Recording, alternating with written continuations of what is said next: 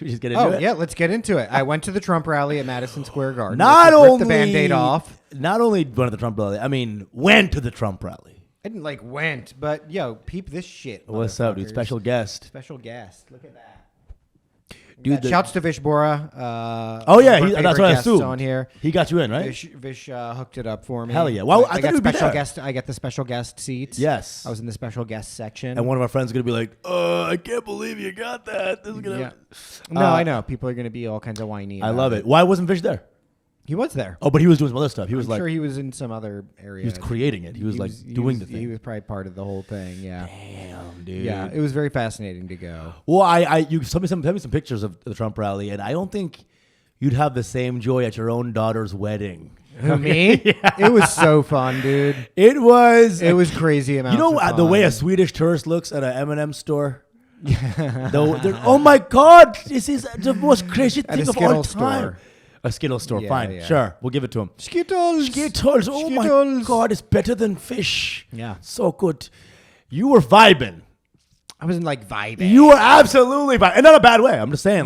It was fun. I'm giving you the fucking laurels. It was fun. I was sitting with a bunch of cops, but they were all black. Actually, it was all black female cops who were there. Whoa. And they were the spouses of cops, but I'd like sitting with them because they were not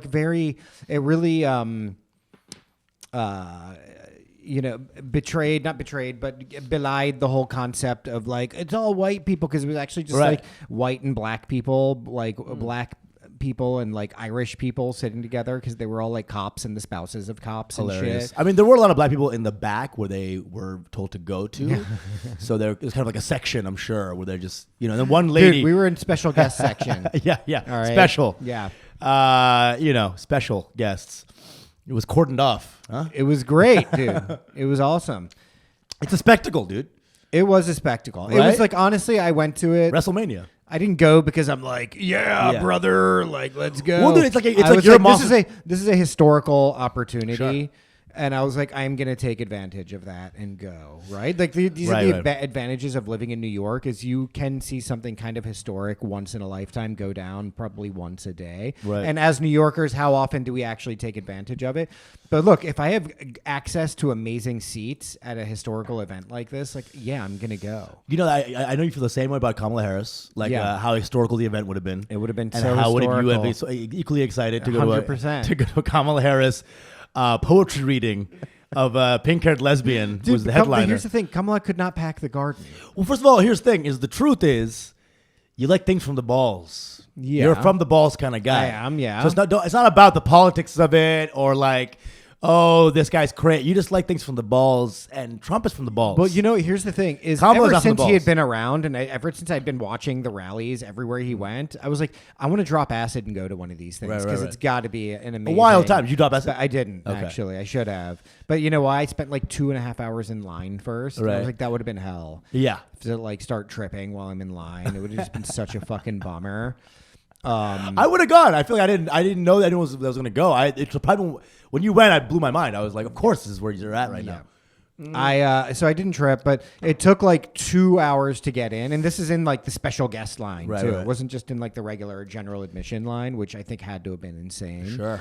Because he did pack the garden. He sold it out. Right. It was at capacity. There was 70,000 people then who just stayed outside to support or whatever. Amazing. Very few protesters. Right. I was very surprised. I thought there was going to be a ton of protesters. I had my hood up just in case I saw somebody that I knew. I couldn't let people know that I was you were going there. in there. I know. Yeah. You're right that it's the business we're in. It's a little intense. You post the wrong IG story, your shit's on fire now. I know. And I'm just happy they let you in. I was super. I'm just happy super that happy. Listen, the best part about it was that outside of the thing, all the different ethnicities were doing their own mini parades. It was Koreans for Trump, really, Chinese for Trump, Hispanics for Trump, blacks for Trump, just wild Ojibwe Indians for Trump or whatever. Amazing. Lesbians for Trump. I didn't see lesbians. Ooh, that would have been interesting. But they were definitely there. Let me tell you something. Listen, the short hair ones are down. No. The short hairs. There was very few protesters. There was only 2 protesters, and they were 2 black and white lesbian women. Okay. Colored hair. They were old as shit too. Yes. Only down two for Trump. protesters I saw. Okay. Oh, they're protesting. Yeah. Jesus Christ. So, again, it's in New York, so I'm blown away that New York is... Because if New York goes red this year... It's not going to, but whoa, it would be pretty. It would be fascinating. That would be phenomenal. Yeah. I mean, wild, genuinely. I mean, I was looking at this thing and it just looked like a fun party. That's the thing these rallies can be parties if you let them. No, it was a party, dude. The party. People were having they were having a fucking blast in there. Like I really went just because I was like, I just want to see what this is about. I have the opportunity. And it was a fucking party. Hulk Hogan came out. Everybody's just fucking going nuts and dancing. And he reenacts his porn. He's like fucking on stage.